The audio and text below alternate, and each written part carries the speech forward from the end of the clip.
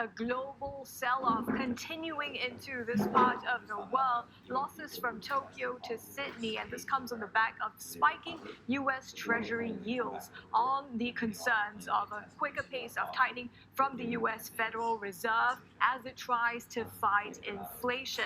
And we saw how Wall Street fared overnight. This morning, the Japanese Nikkei 225 tanking 1.5% off by more than 410 points at the start of the trading session. Now, it's not just the central bankers that are watching inflation. Employers also keeping a close eye on it. Tight labor market conditions have led to some of the rising inflation that's led to employers boosting salary increase projections for this year across the Asia Pacific, and that's according to a new survey by consulting firm Willis Towers Watson. Companies in the region are now budgeting an overall annual increase of a little more than 5% this year. That's up from about 4.6% last year. That's for executives, managers, professionals, and support staff. But rising inflation is eating into those wage increases. After accounting for rising prices, real wage increases are significantly lower in most countries. Employers must also watch attrition rates. That's the rate in which employees are leaving companies, whether through resignations or being laid off. And that jumped last year compared to 2020, and in some countries has also exceeded the 2019 rate.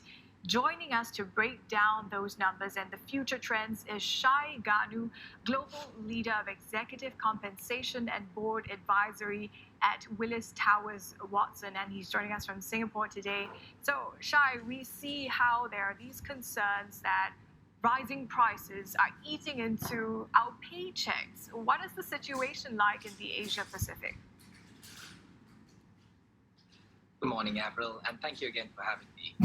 So, as you rightly pointed out, it's a question of both real wages and salary increases, and I think it's important to draw that distinction between salary increases and real wages, where essentially real wages are salary increases less inflation. And across Asia Pacific, it's a little bit of a mixed bag. There are some markets where actually real wages can be even negative, markets like Australia, but the markets that are actually leading in terms of the real wage increase are markets such as Vietnam, India, and China. And to give you a little perspective, based on the WTW's 2022 Salary Budget Planning Report, which was released last month, we surveyed more than 5,700 companies across Asia Pacific. And certainly the projections that we're sharing, the real wage increases and the salary increases in 2022 definitely seem to be higher than 2021, 2020, and even sometimes pre-pandemic levels. And there may be few reasons driving this. First, particularly markets like Vietnam, India, China, these countries are seeing a renewed growth as the economy rebounds, particularly in the strong manufacturing sector. Second, I think it's also important to think about this beyond just inflation. And in some markets, it's important to look at the labor economics and wage progression models. What I mean by that, and to give you an example, in Singapore, let's say middle management or a manager's salary could be 3 to 4 times or 3 to 4x that of entry level of fresh graduates. Whereas the same multiples in Vietnam could be as high as 15 to 20 times of starting salaries. So particularly for professionals who are performing well, companies need to give 20 to 30% salary increases for promotions and almost 8 to 9% increases for annual increment. And that definitely impacts real wages. And then finally, many companies are unfreezing or they're thawing salaries.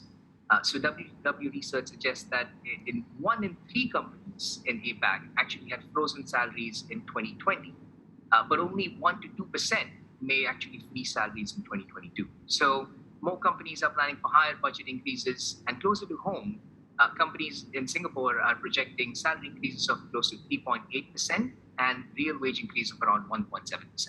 You know, just when you talked about those numbers in Vietnam, it's quite a disparity in terms of, looking at those real wages and how it might actually affect the competitiveness of companies that are trying to attract talent. How do they go about, planning budgets or deciding on their salary, their paychecks for employees? Yeah, so that's a really good question. And first of all, I think it's important to just all of us understand that, particularly in Asia Pacific, it's very much a seller's market for talent. And what I mean by that is in the labor economics, I think um, definitely the employees have an upper hand here. Economies here, countries here, companies here are doing well, are growing. The need for talent sort of has increased. There's definitely this war for talent. And particularly given the pandemic, with physical talent mobility being a little bit more restricted with border closures and the likes. Good talent within each market or within each country has become more in demand. And you saw some of that. You referred to attrition rates earlier, and certainly attrition rates have jumped quite a bit, partly driven by sort of behavioral context. But it's also important to look at this in sort of a longer term view, not just a 1 year jump. And what I mean by that is, say, with the exception of markets like Japan, attrition has always been high in Asia Pacific. You alluded to this, that even pre-COVID, markets like China, India, Hong Kong, Philippines always used to experience 80 to 20% attrition. What's changed in the last year or so is we saw a dip in attrition, as in we saw a dip of people leaving in 2020. And in 2020, people didn't move as much because of COVID, because COVID was new. There were concerns regarding job security. But as some of those concerns of job security became unfounded, what we experienced in 2021 was some of that latent pressure being released. So it does feel like a big increase in attrition compared to 2020, but may not be that big a jump. And definitely there is a behavioral element to it. And I'll pause after this. But the pandemic and the lockdowns have imposed so many constraints on people's personal lives that changing jobs has become one of the few ways that people can actually exercise some control, at least in their professional lives. Right, the changing priorities amid the pandemic as well.